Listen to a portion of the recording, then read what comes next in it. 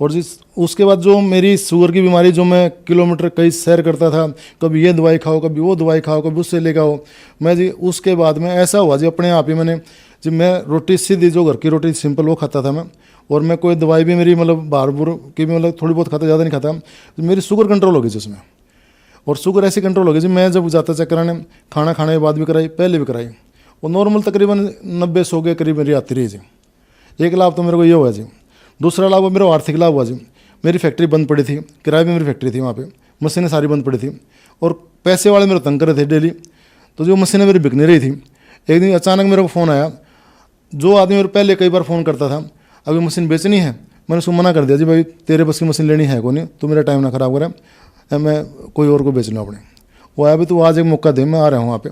तो जी मेरी मशीन ने जो रेट में मैंने सोचा था उससे भी कहीं फालतू रेट में बिकी जी वो। मेरी मैस 2 थी मेरे पे।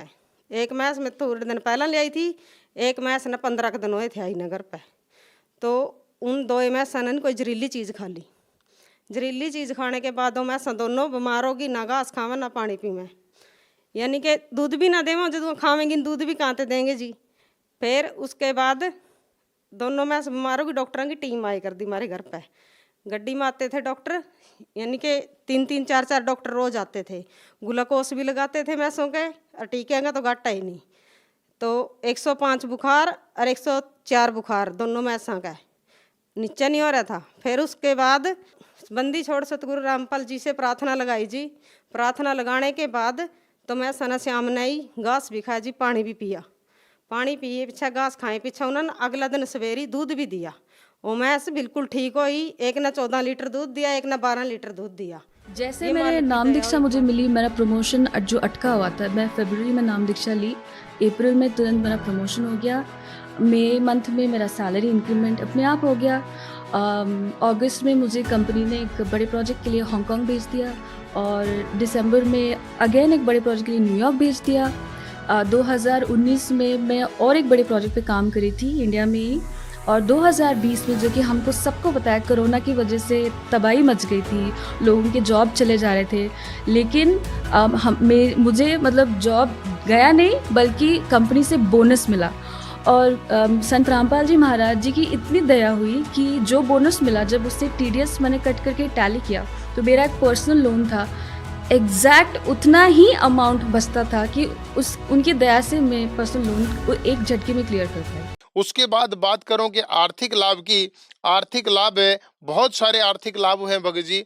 और आज मैं अगर बताऊं तो आर्थिक लाभ के आधार पे मेरा जो कर्जा था, जो कंपनी के आधार पे जो था, जो केस वगैरह जो मेरे ऊपर चले हुए थे, वो सब कंप्लीट निपटारा हुआ, और आर्थिक तो रूप से भी मुझे बहुत सारे लाभ हुए। अब बात करूं शारीरिक लाभ की, जितने भी मेरे को किडनी की प्रॉब्लम थी, मेरे को लीवर की प्रॉब्लम थी, मेरे को मानसिक प्रॉब्लम से मैं बहुत ज़्यादा पीड़ित था, वो सब लाभ मुझे संत रामपाल जी महाराज के सानिध्य में आने के तुरंत 1 से 2 हफ्ते के बाद ही मिलना स्टार्ट हुए। लाभ हुआ मेरे बेटा, सबसे पहले तो मैं अपने बेटे का बताऊंगी। मेरा बेटा बहुत नशा करता था, समय का और हर्ष नशा करता था, तो हमने खूब इलाज करवाए, खूब देवी देवताओं के झाड़े झपटे, झाड़ फूक सब कुछ करवाए, व्रत वगैरह सब कुछ किया, मैंने भी किया, बहू ने भी किया, बेटे ने भी किया, और नशा मुक्ति में भी हमने 2-3 बार उसको कराया, कोई लाभ नहीं हुआ।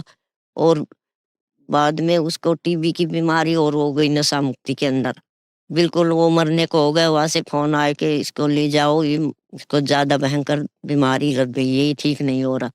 फिर हमने मेहरौली उसका इलाज कराया, उसका पानी फेफड़े का निकलवाया, ठीक करवाया, थोड़ा सही हुआ, तो उसके बाद वो फिर पीने लग गया, उसने बिल्कुल नहीं छोड़ा। तो उसके बाद फिर संत रामपाल जी महाराज से नाम दीक्षा लेने के बाद उसका नशा छूटा। वैसे कोई किसी देवी देवताओं से नशा नहीं छूटा। और लाभ ये भगत जी के, हमारे पति बहुत बीमार रहे हुए हो, बाकी मतलब बीड़ी पिए और दारू भी पी ले हुए, और क्या नाम है, बीमार रहे हुए, टीबी की बीमारी वाके, जो बार रह के दवाई ले तो रहे हुए, और फिर ठीक हो जाओ, फिर हो जाए, फिर ठीक हो जाओ, ऐसे फिर गुरुजी ने जब कही के बेटा या को नाम दीक्षा दो, और या कैसे भी कैसे शरण में ला, जब जा रहा प्राण बचेंगे। मोकू ऐसे बताएगा कि हालत बहुत बेकार है भगवान, हमने भक्ति कौन करन देखो आगे बाद में। तो फिर बा ने भी नाम दीक्षा ले ली और आज ठीक ठाक है, खूब भक्ति कर रहा है, ना कोई खांसी है ना कोई दवाई है ना कछु, खूब ठीक है।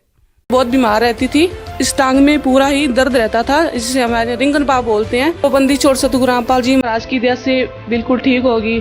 मुझे अस्थमा की प्रॉब्लम थी, तो गुरुजी ने, मैं सामने ही बैठी थी गुरुजी के, ऐसे किया आज के बाद नहीं होगी। फिर मेरे को कभी भी मैं उसके लिए हॉस्पिटल नहीं गई। मेरी मम्मी को काफ़ी तकलीफें थी, जैसे कि उन्हें भूत प्रेत की बाधाएं थी। परमात्मा के संत रामपाल जी महाराज जी की शरण में आने के बाद उनकी सारी बीमारियां जो भूत प्रेत की लगी हुई थी वो सारी नष्ट हो गई। वाइफ भी है, उनको भी अस्थमा का प्रॉब्लम था, तो मेरी बेटी को जो प्रॉब्लम था डॉक्टर ने बोल दिया था कि कम से कम 15 साल तक ये ठीक नहीं होगा। संत रामपाल जी महाराज से दीक्षा लेकर मैं पूरी तरह स्वस्थ हूँ, मेरा परिवार स्वस्थ है। बहुत बार हमारी मौत भी आई है। एक बार मैं ट्रेन से नीचे गिरा था, दो डिब्बे पटरी के मतलब साइड में गिरा, प्लेटफॉर्म के नीचे जब वो जगह होती है वहां पे मैं गिरा। उस टाइम पे परमात्मा ने मेरी रक्षा की, 3 डिब्बे ऊपर से मेरे को खरोच तक नहीं आई। आपको संत रामपाल जी महाराज जी से नाम दीक्षा लेने के बाद क्या लाभ मिले? संत रामपाल जी महाराज जी से दीक्षा लेने के बाद मुझे बहुत सारे लाभ मिले, छोटे मोटे तो आए दिन हर दिन लाभ मिलते हैं जी। ये जो बोर्ड लगे होते हैं रोड पर, उस बोर्ड को टकरा गया है। मैंने सोचा चुटमुट हुआ होगा, मैंने वहाँ जाकर देखा तो बहुत बुरी हालत थी बोलेरो गाड़ी की, और मोटरसाइकिल पूरा ख़त्म हो गया था। लेकिन लड़के को इतनी खरोंच भी नहीं आई और कहीं ब्लड भी नहीं निकला उसके। घर के अंदर लड़ाई झगड़े क्लेश था वो ख़त्म हो गया जी। धर्मपत्नी को अल्सर की बीमारी थी 20-25 सालों से, नामदान लेने के बाद में वो अल्सर ठीक हो गई बिल्कुल। तो सतगुरु रामपाल जी महाराज ने वो एक कांटे में, मैं कह रहा हूँ सूली भी नहीं लगने दी, एक चोट में मेरी मौत को टाल दिया। माँ जी गुरुजियों के लिए तो नाट काट के घेर दूं मैं 1 मिनट में। आप नौकरी की बात कर रहे हो मगा, और मगा सिर सौंपया गुरुदेव को, सफल होया ऐसी। तो उसने विचार करा जी 4-5 मिनट, और उसने कहा भी अगर तेरा इतना ही भाव है तो मैं तेरे को बाइज्जत बरी करता हूँ। तो मैंने गुरुजियों को आके बरवाड़ा में बताया, मगा मालिक आपने ऐसे ऐसे दया कर दी मेरे ऊपर। तो मेरे गुरुदेव ने कहा जी मैं क्या बताऊं उनकी महिमा को। उन्होंने कहा ये तो रूंगे में हमारे पास, ये तो कोई बड़ा लाभ नहीं है तेरे को, परमात्मा तो वो कर देगा, सोच भी नहीं सकते आप। मैं गुरुजियों को बताया, क्या बताऊं मैं उनकी महिमा बता नहीं सकता, खुद परमात्मा आए हुए हैं वो। मैं उनकी क्या वाणी बताऊं, मैं उनकी क्या समर्था बताऊं। जो पत्नी है वो गर्भवती थी, और वो गर्भ में जो पानी की कमतरता होने के कारण डॉक्टर ने बताया था कि ये जो बच्चा है काट के निकालना पड़ेगा, आभूषण करके निकालना पड़ेगा। संत रामपाल जी महाराज जी की दया ऐसे हो गई, जो बच्चा है उसको कोई भी बीमारी नहीं है। 2012 में जब मेरी बीवी प्रेग्नेंट थी, बच्चे का नेजल बोन, मतलब ये हड्डी जो कहते हैं नाक की हड्डी, ये है ही नहीं, एब्सेंट है। संत रामपाल जी महाराज ने कहा कि कबीर परमेश्वर हमारे साथ है, कुछ नहीं होगा। और आज उस लड़की को 9 साल हो गए पैदा होके, उसकी बिल्कुल सही नाक है, सब कुछ है, कोई दिक्कत नहीं, कोई परेशानी नहीं है। मेरी मृत्यु होनी थी उस एक्सीडेंट में, और वहाँ मुझे संत रामपाल जी महाराज जी ने मुझे जीवदान दिया।